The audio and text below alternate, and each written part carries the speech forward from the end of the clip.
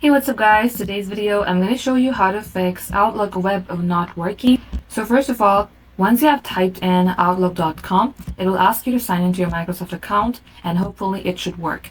If it's still not working, then you're going to have to change the browser. For example, if you are using Chrome, then you can also use Firefox or maybe Microsoft Edge and see if it works there.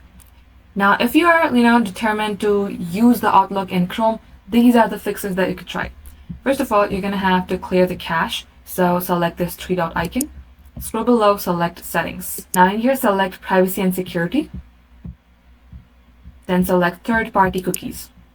Scroll below, select see all site data and permissions. Here, search for Outlook. And likewise, delete all the data that is related with your Outlook. Once you do so, scroll below, select extensions. If you see the extensions that you no longer need, select remove here. Confirm your action, and as you do that, close your Chrome, restart your device, and it should work.